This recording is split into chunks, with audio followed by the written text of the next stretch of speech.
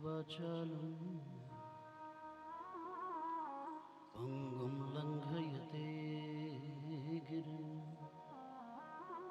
यत्कृपातमहं वन्दे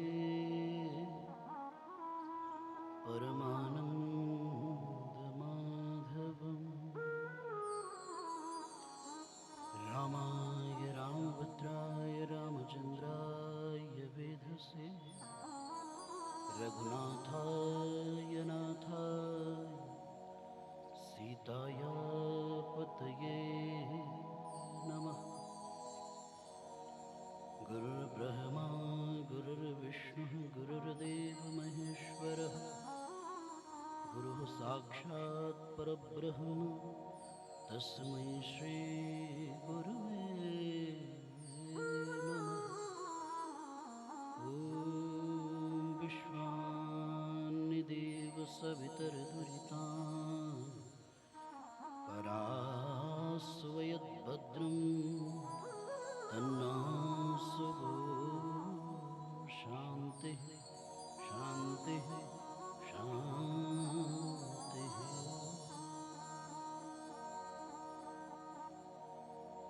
श्री लक्ष्मी नारायण भगवान की जय। राजा रामचंद्र भगवान की जय। राधा कृष्ण भगवान की जय। उमापति महादेव की जय। पवन हनुमान जी महाराज की जय। सद्गुरुदेव भगवान की जय। पवन हनुमान जी महाराज की जय। वेदव्यास भगवान की जय। सुखदेव भगवान की जय। भागवत भगवान की जय। ब्रजधाम की जय। ब्रजवासियों की जय। युगल सरकार की जय। भक्त भगवान की जय। संत भगवान की जय। अनंत कोटि वैष्णवों सभी देवी देवताओं की जय। जय जय श्री राधे जय जय श्री राधे जय जय श्री राधे।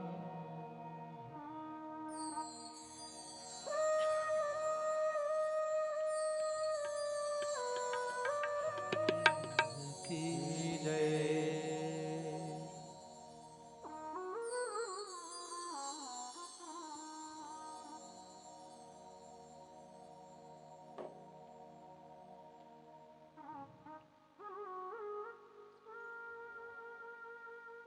प्रभु की कृपा से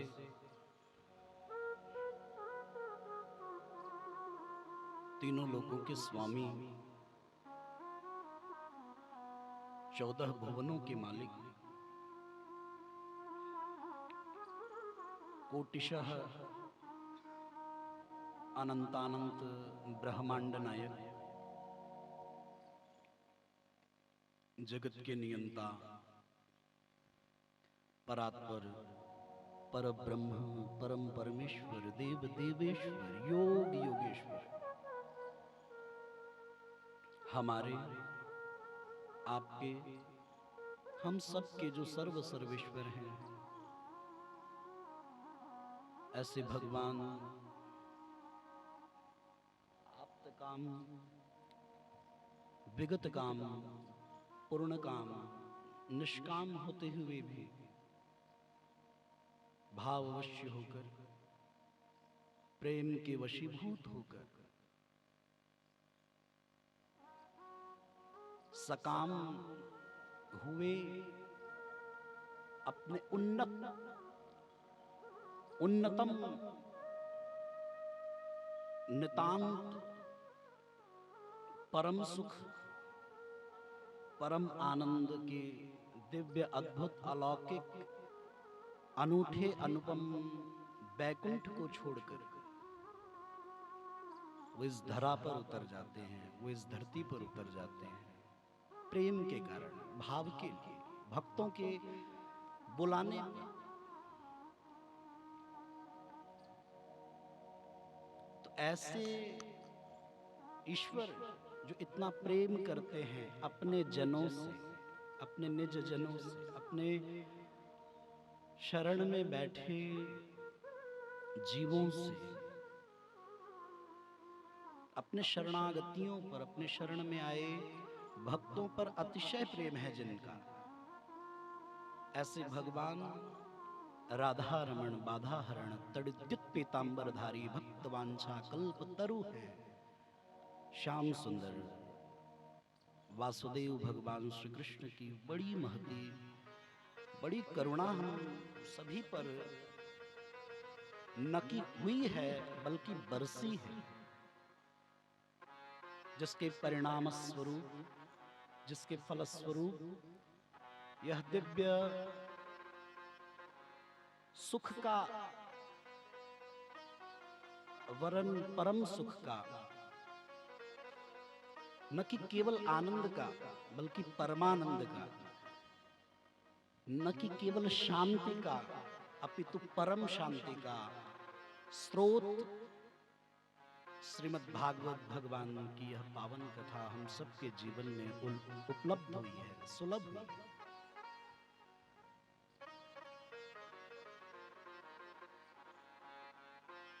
जब तक सद्गुरु की कृपा नहीं होती तब तक उसके ऊपर ईश्वर कृपा नहीं करते। कारण ईश्वर जब भी किसी जीव को अपनाते हैं तो वह जीव निष्पाप होना चाहिए, निष्कलंक होना चाहिए, छल रहित होना चाहिए, वह शुद्ध प्रबुद्ध होना चाहिए। और जीव जब तक किसी सद्गुरु की सन्निधि को प्राप्त नहीं करता, कोई भी जीव जब तक किसी सद्गुरु के सानिध्य को प्राप्त नहीं करता, तब तक वह शुद्ध बुद्ध प्रबुद्ध नहीं बनता, तब तक वह निर्दोष नहीं होता, निष्पाप नहीं होता, निष्कलंक नहीं होता। सद्गुरु की शरण में पहुंचकर जब जीव शुद्ध होता है, तब ऐसे शुद्ध जीव को श्याम सुंदर स्वीकार करते हैं, परमात्मा अपनाते हैं। तो हम सब ने कल की कथा में सुना कि भागवत मात्र केवल पोथी नहीं है, पुस्तक नहीं है, भागवत तो परमात्मा है, ईश्वर है। और परमात्मा ने, भागवत भगवान ने अगर हमें स्वीकार किया है तो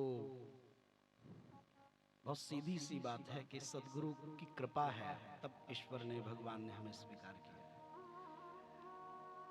नियम का निर्वाह करेंगे, दो नाम भगवान का पहले गाएंगे, अपनी वाणी को पवित्र करेंगे भगवान के नाम संकीर्तन से। उसके बाद आज की बड़ी दिव्य कथाएं हैं, उन सब का हम सब आनंद लेंगे। देवाधिदेव महादेव के चरण कमलों का ध्यान धरते हुए 68 तीर्थों के मोद मांगल्य आशीष आशीर्वाद को अनुभूत करते हुए शुक सनकादि नारद व्यासादि के चरणों में साष्टांग प्रणाम करते हुए कथा के जो मूल वक्ता हैं भगवान श्री हरि, उनकी शरण होंगे सब। आप सब भी भागवत के आंगन में उपस्थित, आप सबके अंतःकरण में जो परमात्मा प्रेम है, जो भागवत के प्रति प्रीति है, जो गुरु के प्रति निष्ठा है, इष्ट के प्रति श्रद्धा है, आप सबकी यह पारमार्थिक वृत्ति, आप सबका यह परोपकार में जीवन, और एक बड़ी सुंदर सी बात कहें, आप सबका यह आत्म कल्याण के लिए सुंदर पावन प्रयास जो है इस भागवत में आने का, उसके प्रति, उन विचारों के प्रति, उन शुद्ध भावों के प्रति, कृष्ण प्रेम के प्रति बहुत आदर पूर्वक वंदन करते हुए, नमन करते हुए सभी गाएंगे, सभी बोलेंगे। इस कीर्तन को कहते हैं महामंत्र। ये महामंत्र है, एक सुख है तो एक परम सुख है, शांति है, परम शांति है, आनंद है, परमानंद है। तो इसी तरह एक मंत्र है और एक महामंत्र है, इसके ऊपर कुछ नहीं। महामंत्र जोई जपत महेशु, काशी मुकुट हेत उपदेशु। शंकर भगवान काशी की धरणी पर, धरती पर इस महामंत्र को नित्य निरंतर प्रतिक्षण प्रतिपल अहर्निश दिन रात जपते रहते हैं। परमात्मा प्रसन्न होते हैं तो उनसे पूछते हैं, प्रभु आपने हमारा इतना महामंत्र जपा है, आपको क्या चाहिए? तो शंकर भगवान एक ही बात कहते हैं, प्रभु अगर आप मुझ पर रीझे हैं, मुझ पर प्रसन्न हैं, तो मेरे इस महामंत्र का एक ही फल दीजिए, काशी में जो शरीर छोड़े वो मुक्त हो जाए, वो फिर जन्म मृत्यु के चक्र में न पड़े। और यह सत्य है, काशी में, काशी क्षेत्र में मरने वाला व्यक्ति मुक्त ही हो जाता है, चाहे वो कितना भी बड़ा पापी क्यों न हो। और प्रायः जो इस बात पर पूरा विश्वास रखते हैं, ऐसे भक्त भी हैं जो अपने अंतिम समय में अपना निवास काशी में ही कर लेते हैं। बूढ़े हो जाते हैं, मरणासन्न हो जाते हैं, जब उनको लगता है अब कभी भी जा सकते तो काशी में ही चले जाते। बहुत सारे लोग तो किराए पर वहाँ घर लेकर रहने लग जाते हैं कि शरीर छूटे तो यहाँ छूटे। तो वो जपते हैं भगवान शिव इस मंत्र को और फल मिलता है भगवत भक्तों को। तो भाव और प्रेम के साथ हम सब मिलकर गाएंगे। हरे राम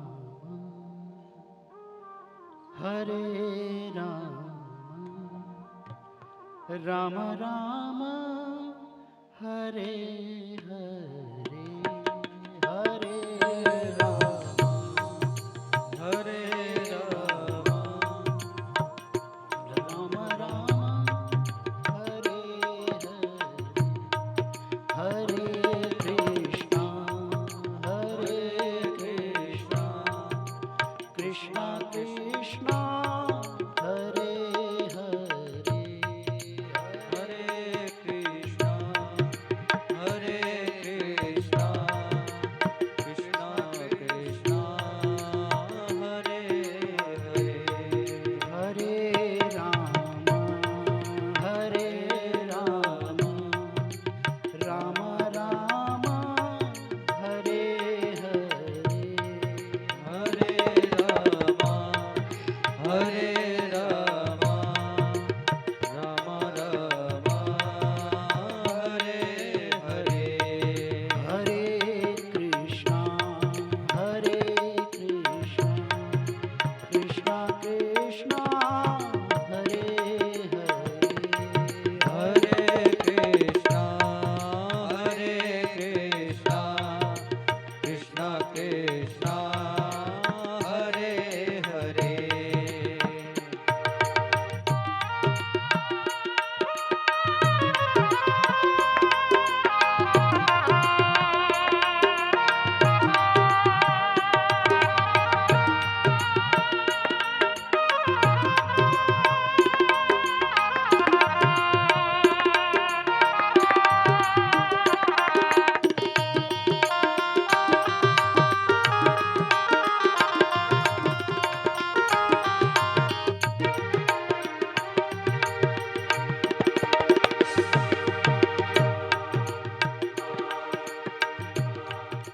जिसके रूप के हैं वो दिलवर सबसे निराला है। हम प्रेमी जिसके रूप के हैं वो दिलवर सबसे निराला है। उसने ही हमको जन्म दिया, उसने ही हमको पाला है, उसने ही हमको पाला है, उसने ही हमको पाला है, उसने ही हमको पाला है। दिल अपना भोला भाला है, ये प्रेम बड़ा मत वाला है, दिल अपना सीधा साधा है। ये प्रेम बड़ा मत वाला है, क्या कहिए जनाब है भक्तों।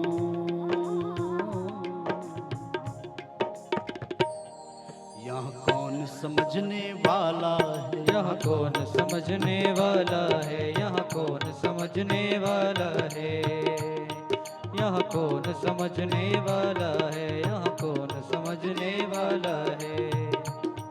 हरे रामा हरे रामा राम राम हरे हरे, हरे रामा हरे रामा राम राम हरे हरे। हरे कृष्णा कृष्णा कृष्णा हरे हरे, हरे कृष्णा कृष्णा कृष्णा हरे हरे। हरे राम राम राम हरे हरे, हरे रामा राम राम हरे हरे। हरे कृष्णा कृष्णा कृष्णा हरे हरे। ओ हरे कृष्णा कृष्णा कृष्णा हरे हरे। हरे रामा राम राम हरे हरे। जय राधे राधे राधे जय गिरधर गोपाला। ओ जय राधे राधे राधे जय गिरधर गोपाला। जय राधे राधे राधे जय गिरधर गोपाला। जय राधे राधे राधे जय गिरधर गोपाला। जय राधे राधे राधे जय गिरधर गोपाला। ओ जय राधे राधे राधे जय गिरधर गोपाला। जय राधे राधे राधे जय गिरधर गोपाला। ओ जय राधे राधे राधे जय गिरधर गोपाला। जय राधे राधे राधे जय गिरधर गोपाला। ओ जय राधे राधे राधे जय गिरधर गोपाला। जय राधे राधे राधे जय गिरधर गोपाला। ओ जय राधे राधे राधे जय गिरधर गोपाला। जय राधे राधे राधे जय गिरधर गोपाला। जय राधे राधे राधे जय गिरधर गोपाला। जय राधे राधे राधे जय गिरधर गोपाला। जय राधे राधे राधे जय गिरधर गोपाला। राधे राधे राधे कृष्णा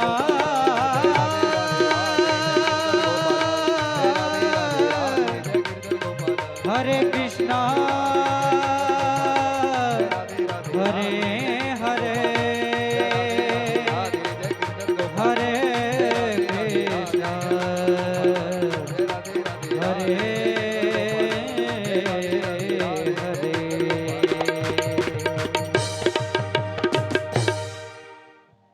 कबीरा सोता क्या करे, उठ जाग के जपो मुरार।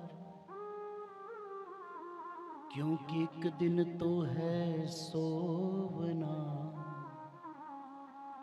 लंबे पांव पसार।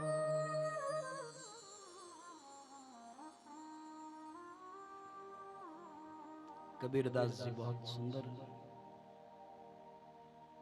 संसार को उपदेश कर रहे हैं। कबीरा सोता क्या करे, कितना सोएंगे भैया। अब तो उठिए, जगिए, जागिए। क्यों? क्योंकि एक दिन तो सब कुछ इस भांति सोएंगे कि अभी तो स्वयं से कम उठ तो जाते हैं। अभी तो ऐसा सोते हैं कि कम से कम खुद से उठ तो जाते हैं। एक दिन ऐसा आएगा जब सोएंगे तो लोग उठाएंगे, हम तो नहीं उठेंगे।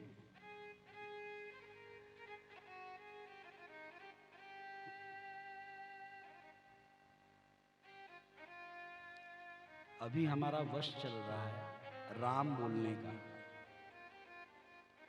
अभी हमारा वश चल रहा है कृष्ण नाम रटने का। एक दिन ऐसा आ जाएगा जब सब जोर जोर से कहेंगे राम कहो राम कहो। वो 50 बार कहेंगे, 100 बार कहेंगे, और हम एक बार भी न कह पाएंगे, एक बार भी। अच्छा, लीला बड़ी न्यारी है। रीत देखिए, व्यक्ति का स्वभाव, मानव के विचार, हमारी और आपकी प्रवृत्ति कैसी है। जब वश में है तो ले नहीं रहे, जब वश में है तो ले नहीं रहे, और जब ये बात वश से बाहर चली जाएगी तब लोग बुलवाएंगे तो हम एक बार बोल नहीं पाएंगे। एक गांव में एक व्यक्ति के घर झोपड़ी में आग लग गई उसके घर में। अब जैसे ही आग लगी, अभी थोड़ी ठीक ठाक लगी ही थी, तो वो घर से बाहर निकला और दौड़ते दौड़ते पंडित जी के घर पहुंच गया। गेट पीटने लगा जोर जोर से। पंडित जी ने गेट खोला, बोले महाराज जल्दी पत्रा खोलिए, अपना पंचांग खोलिए। तो पंडित जी बोले भाई क्या बात हो गई है। तो उस व्यक्ति ने कहा महाराज पंचांग खोलिए, पत्रा खोलिए, जल्दी खोलिए, टाइम नहीं है। बोले बात क्या है, बताओ क्या देखना है। बोले मेरे घर में आग लग गई है, मुहूर्त देख के बताइए बुझाएं कब, पानी कब डालें।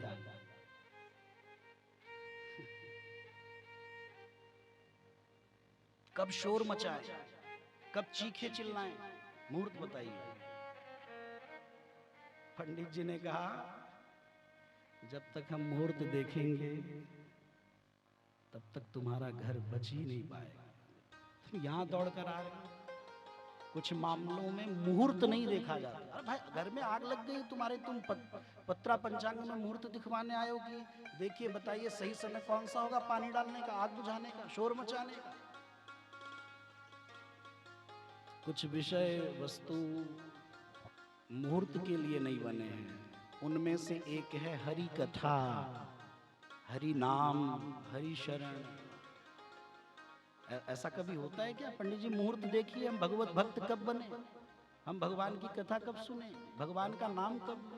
भैया बहुत लेट तो वैसे ही हो चुके हो। जब तक इसके लिए भी मुहूर्त आप ढूंढेंगे तब तक ये मिट्टी का देह मिट चुका होगा। इसीलिए यथाशीघ्रम, आप सबने कल सुना ना, भागवत श्री भागवत पीयूष पानाय रसलंबटाः तथा शीघ्रम आयात। जितनी जल्द से जल्द हो आइए प्रेम तत्परा। अगर आप में प्रेम है, भाव है, भक्ति रस के पान करने की पिपासा है, प्यास है, तो फिर अब आप चुकिए मत। वैसे ही बहुत लेट हो गए हैं, बहुत टाइम गुजर गया है।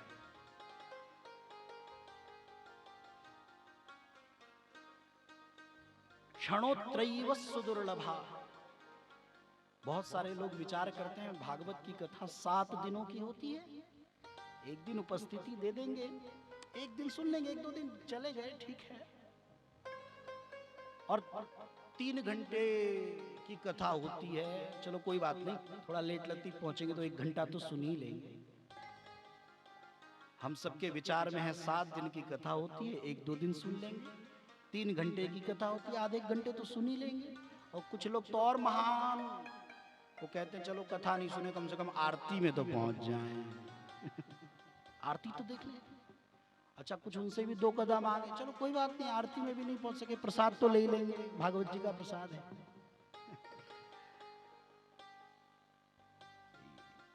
ये भी प्रसाद है, ये परमात्मा का प्रसाद है, और ये प्रसाद तो दिव्य है। इस प्रसाद के लिए नाथ की हम जितने उपकारी बने उतने कम हैं, जितने ऋणी बने उतने कम हैं। क्षणोत्रयीव, मैं नहीं कह रहा, भागवत भगवान कह रहे, क्षणोत्रयीव सुदुर्लभा। दिनों में मत गिनिए, घंटों में मत गिनिए, मिनटों में भी मत गिनिए। यहां तो कहा जा रहा है क्षणोत्रयीव सुदुर्लभा। यहां का तो एक एक क्षण दुर्लभ है, दुर्लभ है, प्राप्य है ही नहीं, अप्राप्य है।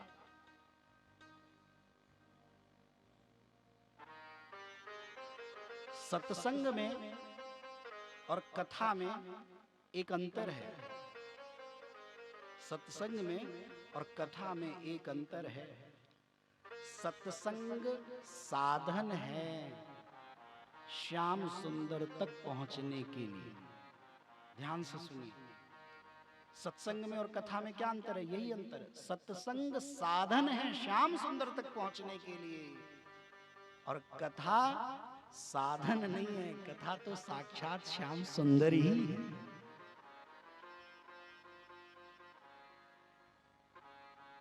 जब कथा उपलब्ध हो जाए तो कभी भी ये मत सोचिएगा कि हमने कुछ अच्छे कार्य किए होंगे, उसके बदले कथा मिल गई। कथा उपलब्ध अगर हो जाए जीवन में, भगवत कथा कानों में पड़े, तो बस एक ही बात समझिएगा, जिनकी कथा है वो खुद मिल रहे हैं, इसका मतलब ये उनकी कृपा ही है। ये कर्म के फल नहीं हो सकते, ये तो कृपा का फल है, ये कर्म का फल नहीं। एक और बात आप सबसे निवेदन करें, क्योंकि आज भागवत भगवान के द्वितीय सोपान की यात्रा में हम सब प्रवेश कर रहे हैं। इतनी भागवत भगवान की कथा की महिमा को क्यों गाते हैं? इतनी बड़ी भारी महिमा क्यों है भागवत भगवान की? उसका एक कारण है। भागवतकार कहते हैं, स्वर्गे सत्ये च कैलाशे वैकुंठे नास्त्ययम् रसः अतः पिबन्तु सद्भाग्या मामा मुंचत कर्हिच। भागवतकार कहते हैं, स्वर्गे, आप सब गिनती करिए, स्वर्गे, स्वर्ग किसका है? इंद्र का। मतलब कि स्वर्ग में इंद्र के पास, सत्यलोक में ब्रह्मा के पास, कैलाशे, कैलाश में भगवान शिव के पास, वैकुंठे अपि, वैकुंठ में भी, मतलब कि साक्षात भगवान नारायण के पास भी अयम रसः न अस्ति। यह भागवत का रस नहीं है। कथा स्वर्ग में इंद्र के पास, सत्यलोक में ब्रह्मा जी के पास, कैलाश में शिव जी के पास, और जिनकी खुद की गाई हुई ये कथा है, जिनकी खुद की महिमा है, उनके पास वैकुंठ में भी नहीं है। इसीलिए भागवतकारों ने कहा, अतः इसलिए पिबंतु, पीजिए। ध्यान से सुनिए क्या कहा, पीजिए। अतः पिबंतु, ना कि शृण्वन्तु, ऐसा नहीं कहा सुनिए, वो कह रहे हैं पीजिए। मामा मुंचत कर्हिचित, इसे मत छोड़िए, मत छोड़िए, मत छोड़िए, मत छोड़िए। कहां मिलेगा? यही मिल रहा है। पाप ताप संताप से दग्ध जीवों के लिए, उन्हें शीतलता शांति प्रदान करने के लिए यह भागवत भागीरथी गंगा के समान है।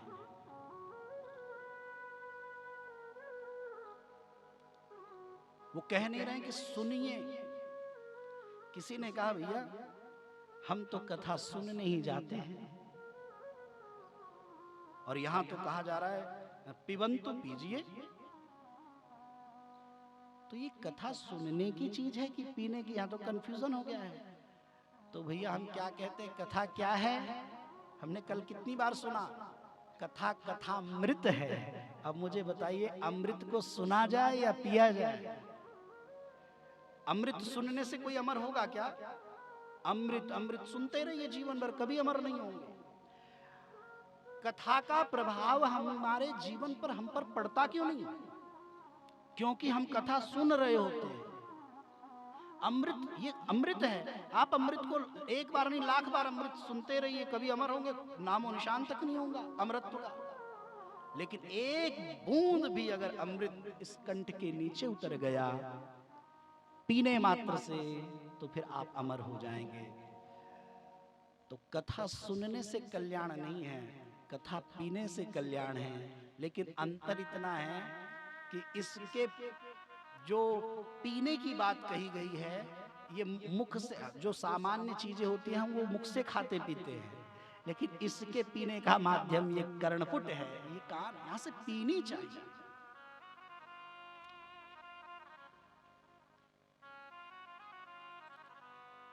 सुनी हुई बात इस कान से सुने तो इस कान से निकल भी जाती है।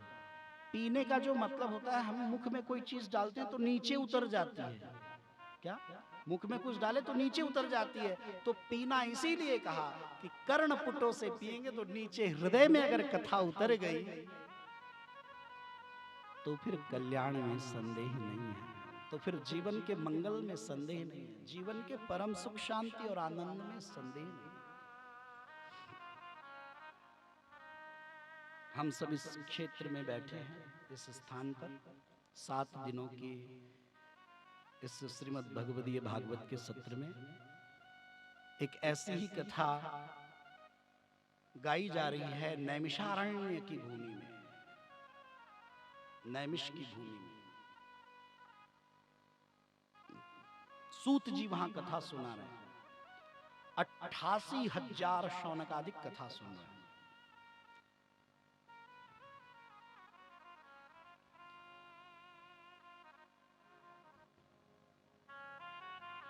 जब कोई श्रद्धावान हो जाता है, जब कोई ज्ञानी ध्यानी हो जाता है, जब कोई परमहंस हो जाता है, तो उसका संबंध उसकी आयु से नहीं देखा जाता।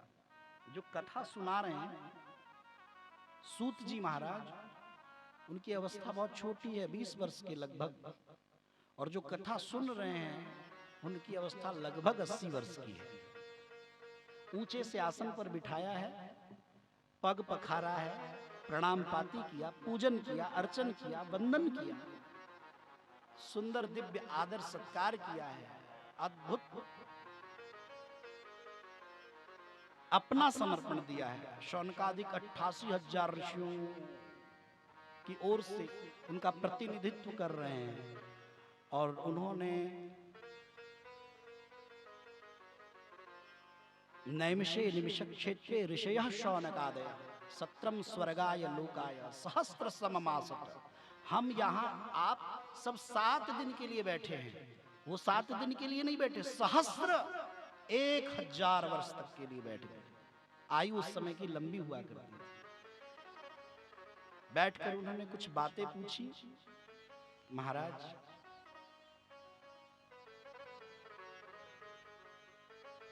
धर्म के संस्थापक, धर्म के रक्षक, धर्म के पोषक, धर्म के संवर्धक भगवान तो अपनी लीला संवरण कर जा चुके हैं। धर्म कम शरणम गतः, जिनकी शरण में धर्म था अब वो जा चुके हैं, तो धर्म अब किसकी शरण में गया है? भगवान के जाने पर भक्तों में भगवत भक्ति का संचार कैसे हो रहा है? हमारे कान दिव्य कथा को सुनने के लिए लालायित थे, लेकिन एक काम करिए, हमें आप कथा न सुनाइए तो फिर क्या सुनाएं? बोले कथा सारम, आप हमें कथा के सार को सुनाइए। मम कर्ण रसायन, जो हमारे कानों के लिए रसायन है। देखिए, 2 चीजें होती हैं, एक होती है औषधि और एक होती है रसायन। औषधि मतलब दवा, और रसायन मतलब जैसे दूध, दही, माखन, मिश्री और जो इस तरह की चीजें हैं जो हमारे शरीर के लिए स्वस्थ रखने के लिए, हृष्ट पुष्ट रखने के लिए हम सब उनका सेवन करते हैं। अब देखिए, रसायन उतना महत्वपूर्ण नहीं है शरीर के लिए, लेकिन औषधि है। दवा अगर आप ले रहे हैं तो दवा तो आपको, आप दूध दही खाएं पिएं तो भी ठीक, ना खाएं पिए तो भी काम चलता है, लेकिन दवाई एक टाइम भी मिस हो गई तो प्रॉब्लम हो जाती है, दिक्कत हो जाती है। आदमी कहीं जाता है तो अपने 4 दिन की दवाई रखकर जाता है, रसायन रखकर नहीं जाता, लेकिन दवाई रखकर जाता है। तो किसी के लिए भागवत दोनों है, किसी के लिए रसायन है तो किसी के लिए औषधि है। तो किसी ने पूछा कि कैसे पता लगे कि किसके लिए रसायन है और किसके लिए औषधि है? तो सीधी सी बात है, जो लोग स्वस्थ हैं उनके लिए भागवत रसायन है, और जो लोग रोगी हैं, अस्वस्थ हैं, उनके लिए ये भागवत औषधि है, दवा है। अच्छा, तो अब ये कैसे पता लगे कि कौन स्वस्थ है और कौन अस्वस्थ है? बोले जो मृत्यु के रोग से मुक्त हैं वो स्वस्थ हैं, और जो मृत्यु के रोग से युक्त हैं वो अस्वस्थ हैं। जिन्हें मृत्यु का रोग लगा है वो तो बीमार हैं, और जो मृत्यु से परे हो गए हैं वो स्वस्थ हैं। तो आप सब सोचिए कि हम सब मृत्यु से मुक्त हैं क्या? आज नहीं तो कल तो विदाई पक्की है। तो इसका मतलब हम मरण धर्माजीव हैं, और मरणासन्न के लिए, मरने वाले व्यक्ति के लिए औषधि बड़ी अनिवार्य है। डॉक्टर्स भी कह देते हैं कि भैया इनको घर लेते जाओ, दवा दारू ऐसे देते रहना, ये थोड़ा चलते रहे। तो भैया औषधि है भागवत मरण धर्मा जीवों के लिए। इसका मतलब हम जैसों के लिए तो ये दवा है, हमारे जीवन में इसकी पूर्ण अनिवार्यता है, हमें इसका सेवन करना ही होगा। सेवन न करने से ही दिक्कत है। सूत जी मुस्कुराए, बहुत आनंदित हुए, वो समझ गए कि आप क्या कहना चाहते हैं। बहुत सुंदर बात कह रहे हैं। मैं आपको कौन सी कथा सुना रहा हूं, सुनिए। उसके 4 फल हैं। कृष्ण प्रियम सकल कल्मषनाशनम च मुक्ते हेतुमिह भक्ति विलासकारी। कृष्ण प्रियम, मैं आप सबको जो कथा सुनाने जा रहा हूं वह कृष्ण प्रियम। 4 फल हैं, देखिए भागवत के। सूत जी ऐसा कह रहे हैं। सबसे पहले जो इस भाव को, इस कृष्ण कथा को, इस भागवत कथा अमृत को जो भाव और प्रेम से सुनता है वह कृष्ण की प्रियता का, प्रसन्नता का कारण बन जाता है। दूसरा फल सकल कल्मष नाशनम च। यहां ये नहीं कह रहे हैं ऐसा पाप, कल्मष कहते हैं पाप को, यहां नहीं कह रहे ऐसा पाप वैसा पाप, छोटा पाप बड़ा पाप, नहीं नहीं नहीं नहीं, नहीं। कह रहे हैं जिस प्रकार एक आग छोटी मोटी गीली सूखी लंबी चौड़ी दुबली पतली अब की तब की नई पुरानी लंबी चौड़ी सब तरह की लकड़ियों को जिस तरह आग जलाकर राख कर देती है, इसी तरह भगवान भागवत की कथा भी मनुष्य के छोटे बड़े नए पुराने ऐसे वैसे सभी पापों को, और यहां तक कि इतना ही नहीं, इस जन्म से लेकर पूर्व जन्म तक के पापों को जलाकर नष्ट कर देती है। ये महिमा है। ये दूसरा फल है। तीसरा मुक्ते कहे तुम्हें, भैया आपको जन्म मृत्यु के चक्र से छूटने के लिए, मुक्त होने के लिए किसी दूसरे शरण को ग्रहण करने की कोई आवश्यकता नहीं है। केवल भागवत भगवान की शरण से ही जीव को परम मुक्ति प्राप्त होती है। और चौथा फल कहते हैं रसिकों के लिए, भावुकों के लिए, भक्तों के लिए, परमहंसों के लिए, भक्ति विलासकारी। उनके हृदय में जो भगवान की भक्ति है ना, उसको नित्य नित्य हर पल बढ़ाती रहती है। उनके हृदय की भक्ति बढ़ती रहती है, प्रेम बढ़ता रहता है।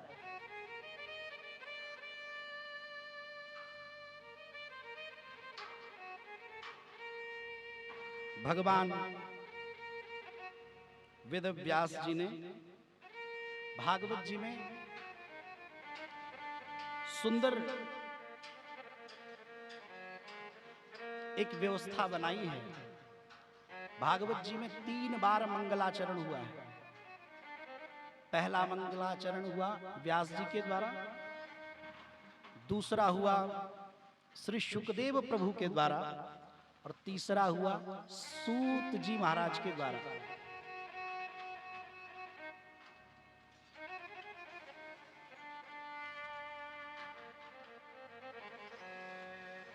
हमारे ऋषियों ने भी त्रिकाल संध्या की व्यवस्था बताई है। भगवान का 3 बार मंगलाचरण का मतलब क्या हुआ?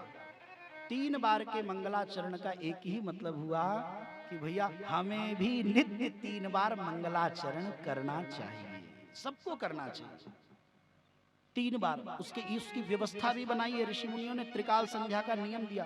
त्रिकाल संध्या का मतलब कि परमात्मा का 3 बार स्मरण करना ही करना चाहिए। कब कब? प्रातः, सुबह, दूसरा मध्याह्न मतलब दोपहर के भोजन से पूर्व भगवान का स्मरण करना चाहिए, और तीसरा सायं भगवान को याद करना चाहिए, सांझ को भगवान का स्मरण करना चाहिए, रात्रि में सोने से पूर्व भी 3 बार। आप कहेंगे कि ये मंगलाचरण क्या है?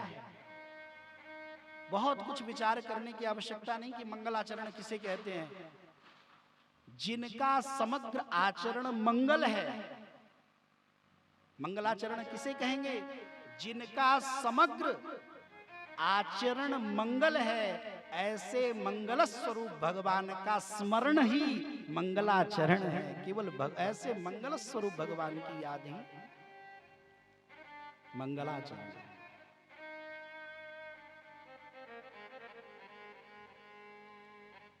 तत्ववेत्ताओं ने प्रकृति के 24 तत्व माने हैं। जैन जो संप्रदाय है वो भी अपने तीर्थंकर 24 मानते हैं। दत्तात्रेय गुरु भी 24 हुए हैं। गायत्री मंत्र में जो अक्षर हैं वह भी 24 हैं। तो भगवान भागवत की कथा में भी भगवान के अवतारों की जो विशेष संख्या है वह भी 24 गाई गई है। किसी ने पूछा कि भगवान ने 24 अवतार क्यों लिए? तो भक्त से भगवान ने बड़े प्रेम से कहा कि जो मेरी अनन्य निष्ठा से मेरी शरण ग्रहण करता है, 24 अवतारों से मैं अपने भक्त की 24 घंटे रक्षा करता हूं। एक एक अवतार की ड्यूटी लगा देता हूं कि एक एक अवतार से एक एक घंटे भी रक्षा होगी तो अपने शरणागतियों की रक्षा में 24 घंटे कर सकता हूं। सुंदर सी कथा की ओर ले चल रहे हैं सूत जी महाराज। शौनकादिक ऋषियों को जब बताया सूत जी महाराज ने कि जब तीसरा मतलब कि द्वापर आया तब पाराशर और माता सत्यवती के गर्भ से भगवान वेदव्यास का जन्म हुआ।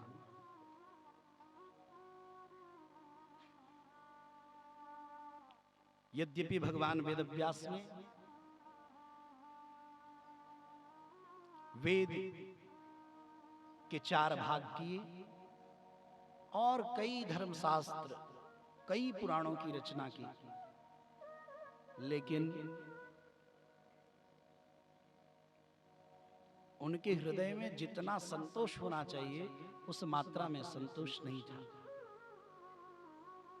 तो उन्होंने भागवत भगवान की रचना की और उन्होंने वही श्रीमद् भागवत भगवान पढ़ाया अपने पुत्र श्री शुकदेव प्रभु को। और वही श्री शुकदेव प्रभु गंगा के तट तीरे बैठकर राजा परीक्षित को कथा सुनाते हैं। जैसे ही ये बात कही, शौनकादिक ऋषियों ने हाथ जोड़कर सूत जी से एक बात कही, महाराज एक बात बताइए, वृद्धावस्था में बूढ़े हो जाने पर भी और इतने धर्मशास्त्र ग्रंथों को लिखने के बाद भी 17 पुराणों की रचना के बाद भी भगवान वेदव्यास को असंतोष क्यों हुआ? इतना कुछ करने के बाद भी मन में वो सुख क्यों नहीं, अंतस्थल में वो शांति क्यों नहीं? क्यों एक अभाव बना रहा, क्यों एक कमी बनी रही, क्यों उन्हें पूर्ण संतोष प्राप्त नहीं हुआ? इतना ज्ञान परोसने के बाद भी संसार में, और किसकी प्रेरणा से भागवत भगवान की कथा की रचना की भगवान वेदव्यास ने। तो कृपा करके हमें भगवान वेदव्यास ने किसकी प्रेरणा से भागवत लिखी, हमें बताइए कृपा करके। हमें ऐसे भागवत के रचयिता वेदव्यास की हमें कथा सुनाइए पहले। दूसरा, हमने तो सुना कि जो वेदव्यास भगवान के पुत्र श्री सुखदेव प्रभु हैं, वो तो जन्मजात स्वयं सिद्ध हैं, कृतकृत्य हैं, पूर्ण कृत्य हैं, जो त्रिकालज्ञ हैं, ब्रह्मदृष्टा हैं। उनकी दृष्टि तो सी राम में जैसी होती, ब्रह्म में तत् जगत सर्वम। वो तो पूरे संसार को ब्रह्म में ही रत ओतप्रोत देखते हैं। तो उनको तो, और वैसे तो उनकी प्रीति निर्गुण निराकार परमात्मा में थी, निर्गुण निराकार ब्रह्म में थी। उनकी प्रीति इन सब से हटकर और सगुण साकार, वो भी श्याम सुंदर में कैसे हो गई? तो आप कृपा करके हमें श्री सुखदेव प्रभु की भी कथा सुनाइए। तीसरी बात, व्यक्ति पूरा जीवन जीता है, उसकी ममता, उसका मोह कभी मिटता नहीं। वो और उसकी तृष्णा बढ़ती रहती है। नितांत संपन्न होने पर भी उसके पाने की आकांक्षा मिटती नहीं, और मिल जाए यह भाव बना ही रहता है। अब मुझे कुछ नहीं चाहिए, ऐसा भाव नहीं बनता। लेकिन युवावस्था में चक्रवर्ती सम्राट, पूरे धरती के राजा परीक्षित ने अपना राज्यपाठ छोड़कर, अपना घर परिवार छोड़कर, अपनी पत्नी, अपने पुत्रों को छोड़कर, अन्न और जल का भी त्याग कर वो गंगा के किनारे क्यों चले गए? आप कृपा करके हमें ऐसे महाराज, चक्रवर्ती सम्राट, परम भक्त राजा परीक्षित महाराज की भी कथा सुनाइए।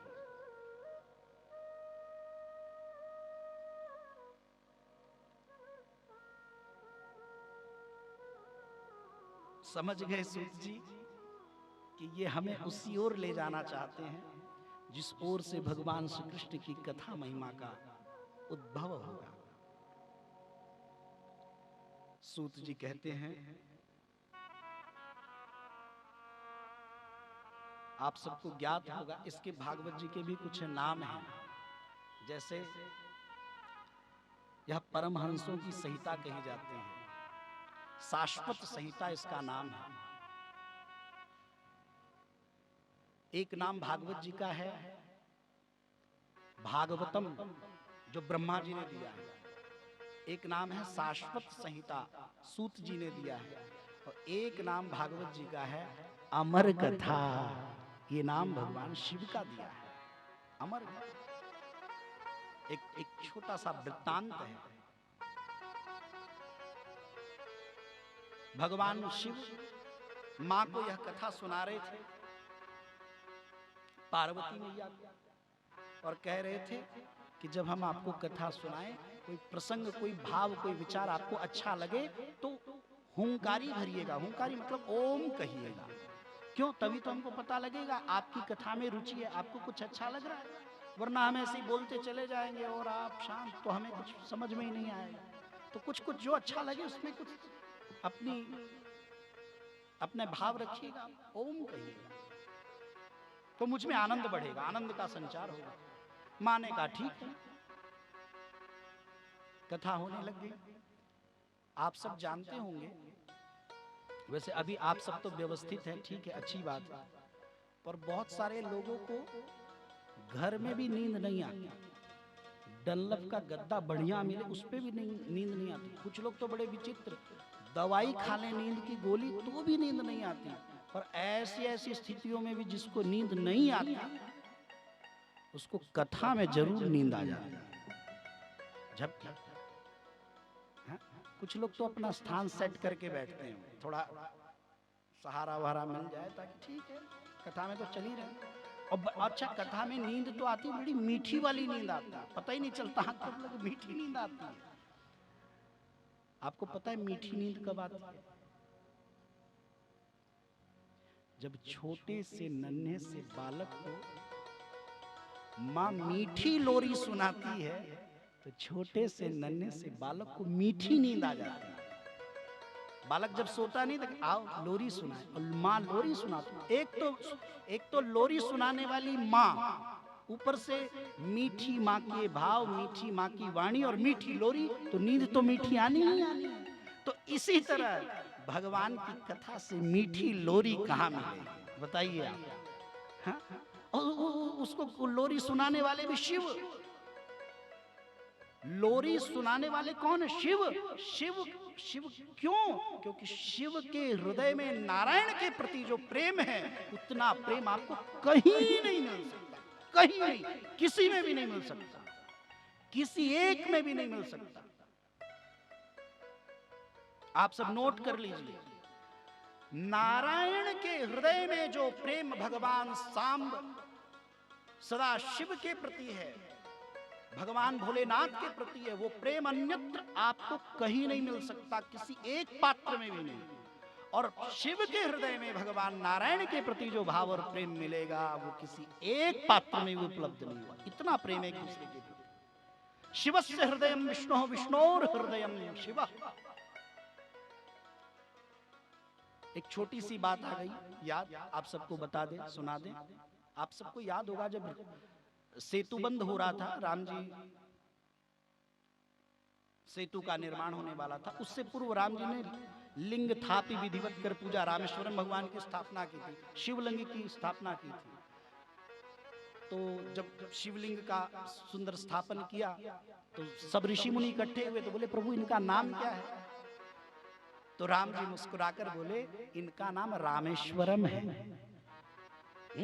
रामेश्वरम भगवान। तो सब लोग बोले प्रभु नाम तो बड़ा सुंदर है, लेकिन इस नाम का अर्थ क्या हुआ? अर्थ क्या है रामेश्वरम का? तो राम जी ने अर्थ किया, रामस्य यह ईश्वरः सह रामेश्वरः। मतलब राम के जो ईश्वर हैं, राम के जो मालिक हैं, वो रामेश्वरम है। तो सब लोग जय जयकार करने लगे, वाह प्रभु वाह, धन्य है आप, बोलिए रामेश्वरम भगवान की। सब जय जयकार करने लगे। और सबको ये भाव बड़ा सुंदर लगा, बड़ा अच्छा लगा। लेकिन ये अर्थ सबको तो अच्छा लगा, लेकिन शिव जी को ये अर्थ अच्छा नहीं लगा, जचा नहीं। शिव जी वहीं तुरंत प्रकट हो गए और शंकर भगवान को देखकर सबने प्रणाम किया। बोले प्रभु बड़ी कृपा, आप पधारे। बोले कृपा क्या बताऊं, ये जो प्रभु ने अर्थ किया है ना, ये अर्थ सही नहीं है, ठीक नहीं है, हमारे प्रभु ने ये अर्थ गलत कर दिया, उल्टा कर दिया। तो ऋषि मुनि बोले प्रभु ने अर्थ उल्टा कर दिया? बोले हाँ। शंकर भगवान बोले बिल्कुल, इन्होंने अर्थ गड़बड़ कर दिया है। तो ऋषि मुनि हाथ जोड़कर बोले अगर प्रभु ने अर्थ उल्टा कर दिया तो आप सीधा कर दीजिए, आप बताइए फिर इसका क्या अर्थ होगा। तो राम जी ने क्या अर्थ निकाला था, रामस्य यह ईश्वरः स रामेश्वरः। राम के जो ईश्वर हैं, शंकर भगवान बोले गलत है, सही क्या है? बोले रामः यस्य ईश्वरः स रामेश्वरः। राम के जो ईश्वर हैं ऐसा अर्थ नहीं, राम जिनके ईश्वर हैं ऐसे भगवान रामेश्वरम। ये हमारे ईश्वर हैं प्रभु, एक दूसरे के लिए देखते।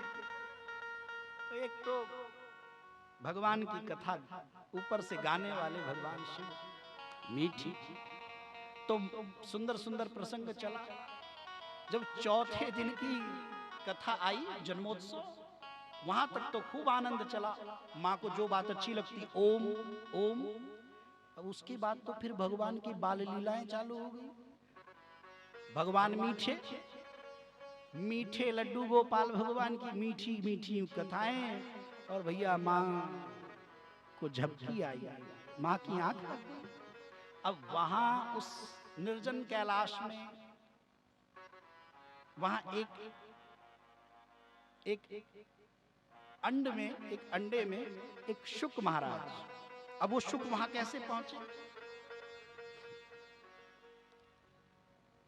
भगवान के गोलोक धाम में दो पक्षियों का लालन पालन होता है, एक मयूर और एक शुक। मयूर माने मोर, शुक माने तोता।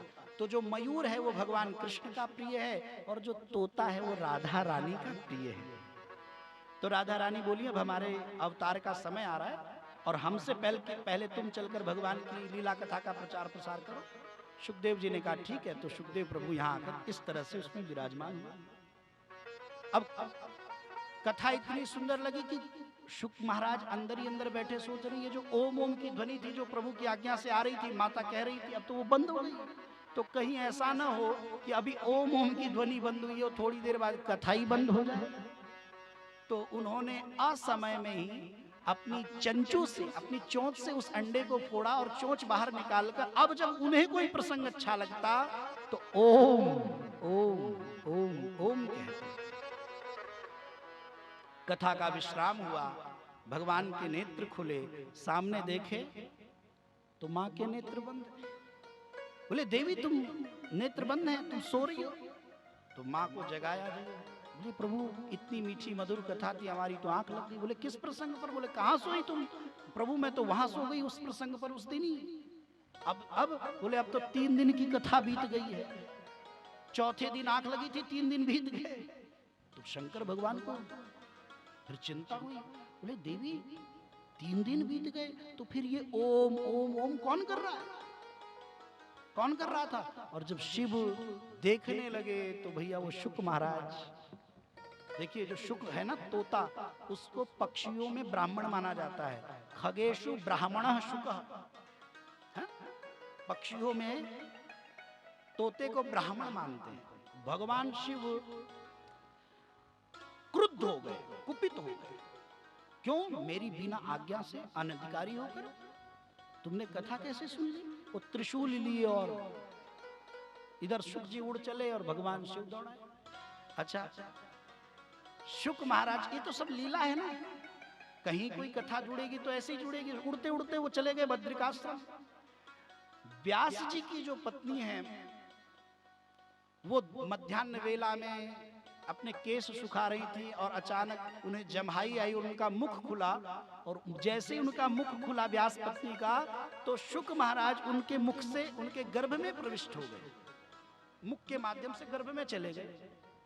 अब बद्रिकाश्रम त्रिशूल लेकर पहुंचे भगवान शिव, ढूंढने लगे आंखें लाल और क्रुद्ध में। तो वेद व्यास भगवान मिले, प्रणाम किए, बोले प्रभु आप वो भी हमारे आश्रम में, वो भी इतने क्रोध में, किसको ढूंढ रहे हैं?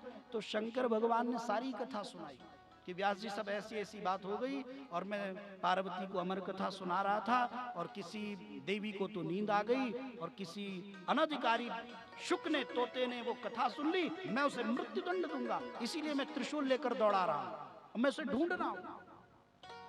व्यास जी मुस्कुराए। शंकर भगवान को इतना क्रोध है, वो सारी लीला घटना बता रहे हैं, व्यास जी मुस्कुरा रहे हैं। तो शंकर जी बोले मैं इतने क्रोध में आपको सारी बात बता रहा हूं और आप मुस्कुरा रहे हैं। बोले अब क्या बताएं? बोले क्यों मुस्कुरा रहे हैं ये बताइए।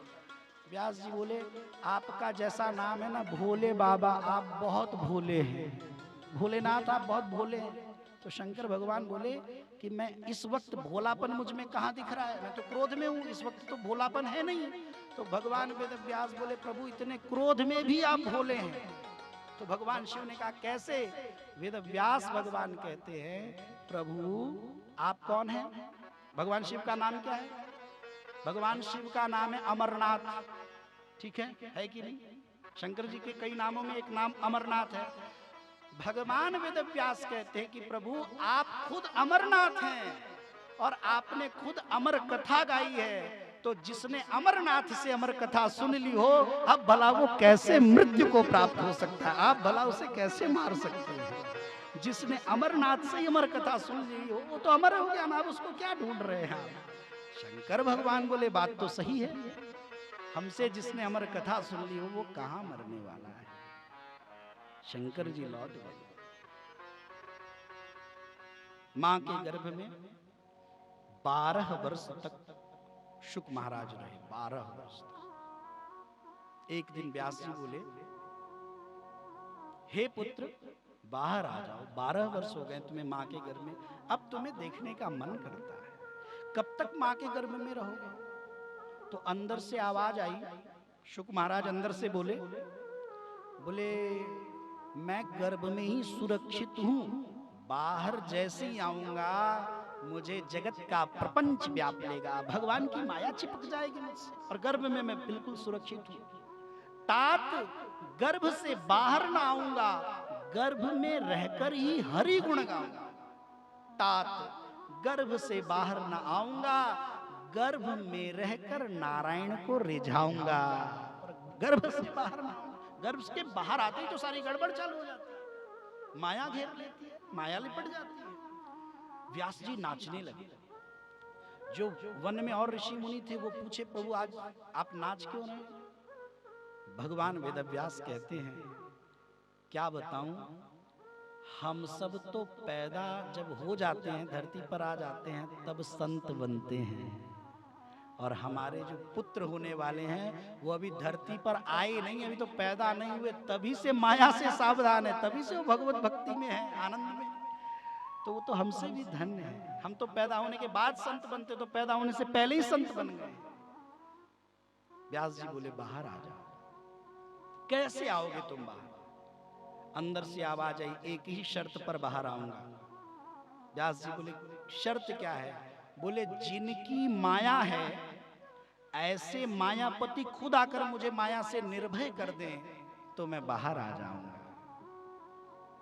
वो मुझे भयमुक्त कर दे माया के भय से। वेद व्यास भगवान ने कृष्ण भगवान का स्मरण किया, साक्षात भगवान वासुदेव प्रकट हुए। भगवान वेद व्यास ने प्रार्थना की, प्रभु गर्भ में बालक है, माया से सावधान है, आप कहता है आप यदि इसे माया से निर्भय कर देंगे तो यह बाहर आ जाए, कृपा करिए। अब भगवान ने जब गर्भ की ओर दृष्टि की तो भगवान देखे, बोले, अरे ये तो वही शुक है जो गोलोक में रहता है, तो हमारी प्रिया जी का ये शुक है। तो देखिए, अभी तक वो शुक थे, शुक माने तो अभी तक वो केवल शुक थे, लेकिन अब भगवान ने गर्भ में ही नामकरण कर दिया। भगवान क्या बोले, हे श्री शुक देव, बाहर आ जाओ, मेरी माया तुम्हें नहीं व्यापेगी, बाहर आ जाओ। तो पहले नाम क्या था? शुक, शुक माने तोता, लेकिन अब भगवान क्या बना दिए? श्री, दो शब्द भगवान ने आगे पीछे लगा दिया शुक के। पहले क्या लगा दिया? श्री, फिर शुक, फिर उसके बाद भगवान ने लगाया देव। इसका मतलब क्या हुआ? श्री इसलिए लगाया क्योंकि ये श्री जी के शुक हैं, राधा रानी के शुक हैं। और बोले, जो राधा रानी का शुक होगा, क्या वो मात्र केवल तोता होगा? नहीं, वो देव होगा, वो देव कोटि का शुक होगा। इसीलिए भगवान कहते हैं, श्री शुकदेव तुम बाहर आओ, मेरी माया तुम्हें नहीं व्यापेगी। इतना सुनते ही भगवान की उस आज्ञा से श्री शुकदेव प्रभु बाहर आए हैं। भगवान के चरणों में लेटकर प्रणाम किया। भगवान मुस्कुराए और अंतर्धान हो गए, और श्री शुकदेव महाराज सीधे वन की ओर निकल गए, सीधे वन की ओर, जंगल की ओर। व्यास जी रोक रहे, हे पुत्र रुक जाओ, ठहर जाओ, मत जाओ, अभी अभी तो तुम्हारा जन्म हुआ है, हमने तो तुम्हारा मुखमंडल ठीक से देखा भी नहीं, थोड़ा रुक जाओ। अब हैं तो श्री शुक ही, पक्षी को चाहे लोहे के पिंजड़े में रखिए, चाहे चांदी के पिंजड़े में रखिए, और चाहे सोने के पिंजड़े में रखिए, जब खिड़की खुलेगी तो पक्षी ये नहीं सोचेगा ये सोने का पिंजरा है, वो तो उड़कर वन की ओर ही भागेगा। पिंजड़े से मुक्त, गर्भ से निकलकर भगवान के परमहंस श्री शुकदेव को केवल वन दिखाई दिया। यम प्रव्रजन्तमनुपेतमपेत कृत्यम द्वैपायनं विरह कातराजुभाव पुत्रेति तन्मयतया तरवो हिनेधुस्तं सर्वभूत हृदयं मुनिमानतोस्मि, स्तं सर्वभूत हृदयं मुनिमानतोस्मि। व्यास जी रोकने लगे, श्री शुकदेव जी आगे आगे जा रहे थे, व्यास जी पीछे से रोक रहे, पुत्र रुक जाओ। वो पलट कर भी नहीं देख रहे थे, इतनी तन्मयता हो गई भगवान वेद व्यास की भावना आसपास से कि उनकी ओर से वृक्षों ने भी अपने भाव रखे, पेड़ों ने भी कहा। देखिए, पेड़ों ने, वृक्षों ने क्या कहा? कहा ये तो भागवत जी में है, पर क्या कहा ये नहीं है। तो भाव अगर हम सोचे कि वृक्षों ने क्या कहा होगा व्यास जी से, तो हमें तो ऐसा लगता है कि वृक्षों ने कहा होगा, हे व्यास जी आप मत दौड़िए, रुकिए रुकिए रुकिए रुकिए, अरे आप भी संत हैं, हम भी संत हैं, आपका भी जीवन पारमार्थिक है, हमारा भी जीवन पारमार्थिक है। हम में एक फल लगे, 100 फल लगे, 1000 चाहे लाख, हम एक फल भी अपने पास नहीं रखते, सारा का सारा फल संसार को दे देते। जब हम वृक्ष होकर संत प्रवृत्ति को नहीं छोड़ते, सारा का सारा फल संसार को दे देते हैं, तो क्या आप अपना एक पुत्र रूप फल संसार को नहीं दे सकते? दे दीजिए। आपके पुत्र से तो सारे संसार का कल्याण होगा। एक तो ये भाव है कि ऐसा कहा होगा, एक दूसरा भी भाव है, वृक्षों ने शायद यह भी कहा होगा कि हे व्यास जी, आप तो रोक ही रहे हैं, चलिए आपकी तरफ से हम भी रोकते हैं, मत जाने दीजिए। क्यों? बोले यद्यपि हम सारा का सारा फल अब संसार को दे देते हैं, लेकिन हम में भी ऐसी भावना जाग रही है कि अगर श्री शुकदेव रूपी फल हमें मिलता तो हम ऐसे फल का त्याग तो हम भी नहीं करते, ऐसे फल को तो हम भी नहीं छोड़ना चाहते। कौन छोड़े?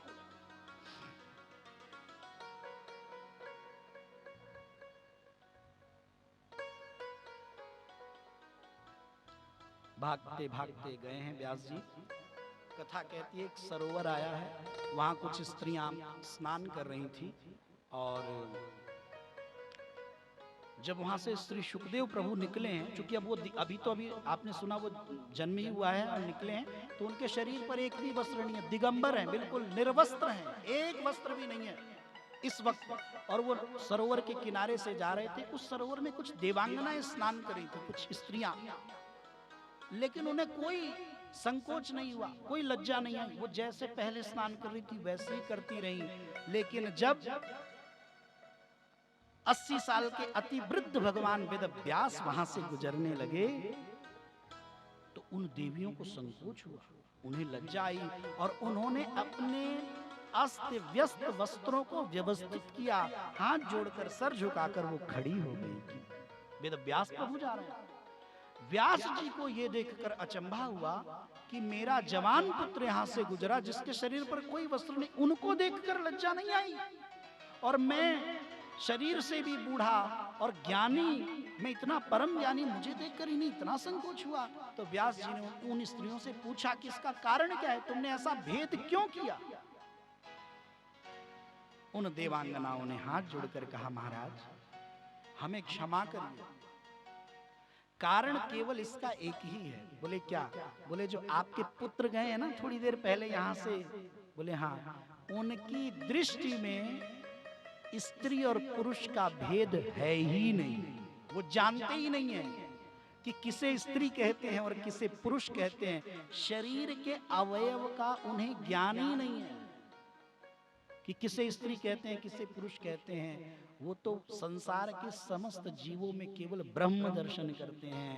लेकिन क्षमा करिएगा, आपकी दृष्टि में स्त्री और पुरुष का भेद है, आप जानते हैं स्त्री किसे कहते हैं और पुरुष किसे कहते हैं।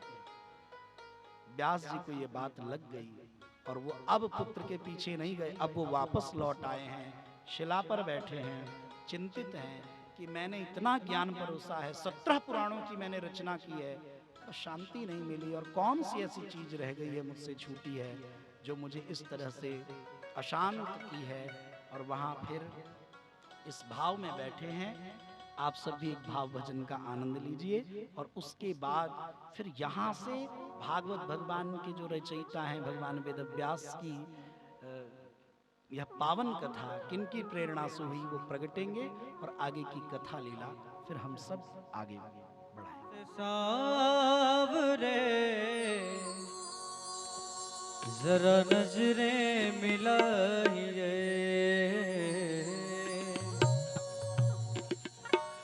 नजरें मिला के शाम जरा, नजरें मिला के शाम जरा, थोड़ा मुस्कुराइए, एक बार हमसे सावरे नजरें मिलाइए,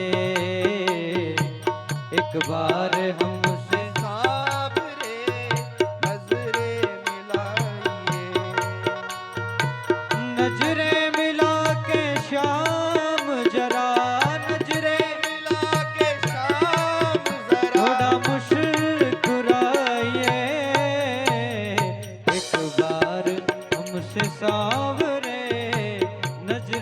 मिलाइए, एक बार हमसे सावरे नजरें मिलाइए।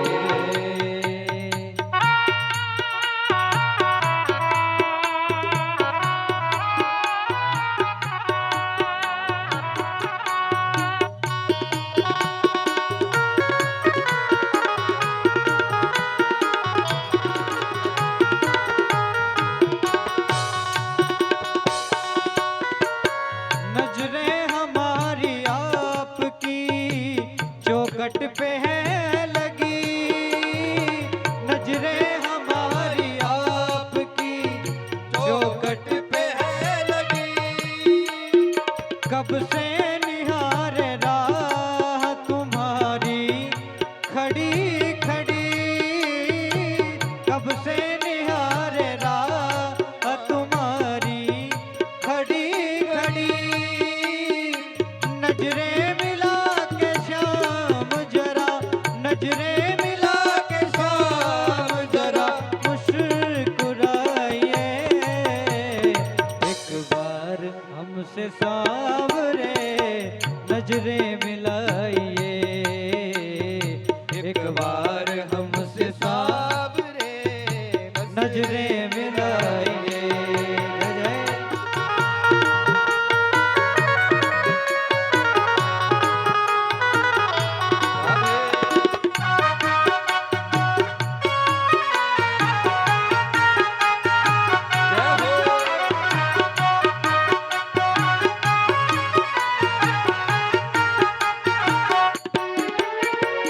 ये जान कर भी आप मेरे आस पास हैं, ये जान कर भी आप मेरे आस पास हैं।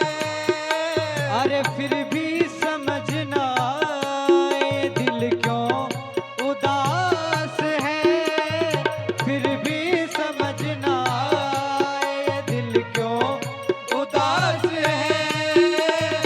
जज्बात जान दिल के मेरे, जज्बात जान दिल के मेरे पास आइए, एक बार हमसे सावरे नजरें मिलाइए, एक बार हमसे सावरे नजरें मिलाइए।